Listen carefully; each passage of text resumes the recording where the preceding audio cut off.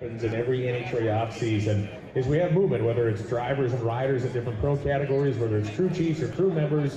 But the coolest stuff that we have happen is when new faces are introduced in the professional drag racing ranks. Chase Van Sant, you have great news today. I'm going to let you tell us exactly what it is, but I'm going to be excited to be yelling and screaming about you next year on a racing vehicle.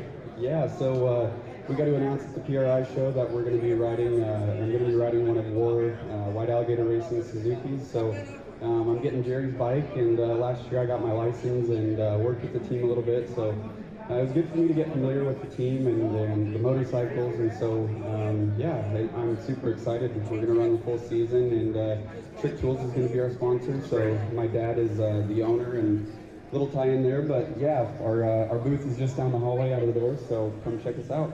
So pro stock motorcycles are inherently difficult to ride, and the more I've learned about them over the years in drag racing, the more I've come to respect the people that ride them. So talk to me a little bit about your path to a pro stock motorcycle. Yeah, so I started in junior drag series when I was 9 or so, and raced those till I was 16, and then basically I transitioned into a street bike, just a stock Hayabusa, stock wheelbase and everything, and really it just kind of transitioned into faster and faster stuff, and faster street bikes and stuff like that. So my dad raced pro mod motorcycle when I was younger, so those are hairy. Yeah, those are hairy bikes. Yeah, they tote the front wheel a little bit longer than a pro stock bike, but yeah, so he had that, and we built it to race the class called 460. Yes. And so we've been running that for about 3 years or so, and I think that's the best segue right now into pro stock. But well, I had an opportunity last weekend. I was down at Bradenton, Florida. It was my first opportunity to kind of see up close and personal the 460 index motorcycles, and that was the first thing I thought about after I watched that first qualifying session. I watched motorcycles that 60-footed, just like a pro stock bike does, in that 10 to 110 range, and the competition.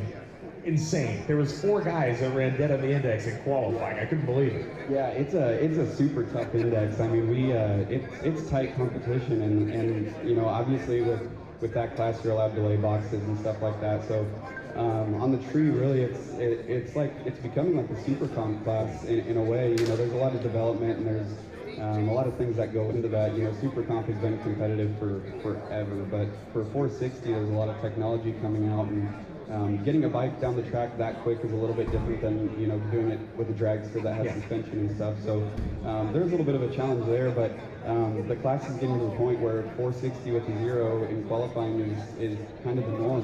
What were the things when you got your license on the pro stock motorcycle?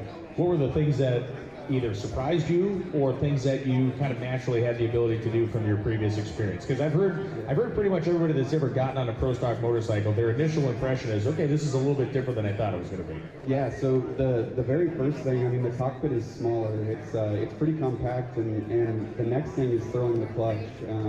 Throwing the clutch lever is something that I'm used to. We run that same style clutch in different street bikes and stuff like that, but just how hard it leaves, that is really the biggest difference, and it really caught me off guard, because when you watch pro stock motorcycle, you see some guys that are tucked in beneath the fairing when they leave, right on the starting line. Some guys ram. I tend to ram, so I leave sitting up. So I want to talk about that, because it's a great observation, because Hector Rana Jr. to me is one of the most exaggerated of those ram drivers, and it's entertaining for me to watch, because I think the coordination of it is what's most interesting, because you really have to make that kind of one fluid movement. Yeah, and you nailed it on the head. It has to be fluid, and so I made my first lap ever in Virginia in May, and the second I threw the clutch lever, I went to go do my normal deal. I rammed, and it just stood me up. Like it was like I'd never rode a motorcycle before, so. It was hilarious, actually, because I got back, and you're behind the bike, and you really caught off guard, and I hit the rev limiter, and I came back, and Eddie Kralick made a run right behind me, and he's like, hey, that wasn't so bad, and I was like, wasn't so bad? I was like, that looks like I've never done this ever, and so it was just hilarious. It was humbling, to say the least. Well, Jerry Savoie is going to be a great teammate. He's a really, just generally speaking, a cool guy. He is a very crafty rider, and with the last couple of wins we've seen Jerry get, he's gotten them because of his ability. He hasn't necessarily had the quickest bike that day on the property, but he's ridden himself to win. So it seems to me like he's a great guy that can be a coach to you in some ways and kind of bounce ideas off of. Yeah, he is absolutely, and he's so calm and level-headed that it's so relaxing to be around him. And Same with Karen. I got to work with Karen a lot this year, and she's just so encouraging and laid back. And there's a lot of guys like that War kind of has in their corner, like Freddie Camarena, and those guys I leaned on pretty heavy before my final test section in Vegas, and it's been a blast getting to know them. They're just, they give you confidence when you need it, and they'll be honest with you too. And then you got the Swami, you got Tim Kalunchi. Like, this dude is one of the top 5 probably most interesting people I've ever met. You could have a conversation with this guy about philosophy, you could have a conversation with him about cylinder heads, aerodynamics. So he brings a whole different element. He's the guy, like in The Hangover, when all the numbers and equations start spinning around, the guy said that's what he reminds me of. Yeah, he's such an interesting dude, and he's so intelligent. It's, he's one of those people that you can really talk to about anything. And I'll never forget one of the first times I met him. A Bruno Mars song came on, and he was telling us this story about how when he was younger, he was at this birthday party in California, and Bruno Mars jumped out of a cake, and I'm like, dude, who are you? Like, what is your background here? It is amazing, man. Well, it's great. I think, we have a lot of youth kind of moving into the pro stock motorcycle ranks, and you're there. We expect other teams to be naming new riders over the next couple of months, and the likes of Joey Gladstone and others. So it's really cool, man. Congratulations. It's always a big move forward for somebody to make this step and kind of come to the professional level, and always like seeing new faces to mix it up out there. Yeah, thank you, Bunch. Appreciate that.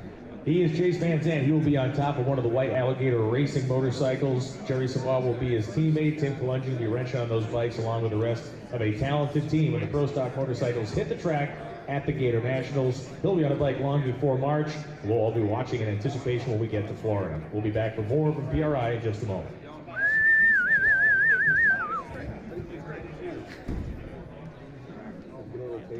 Did a good job. He did a great job. I think you raised him right. I hope so. I hope so, because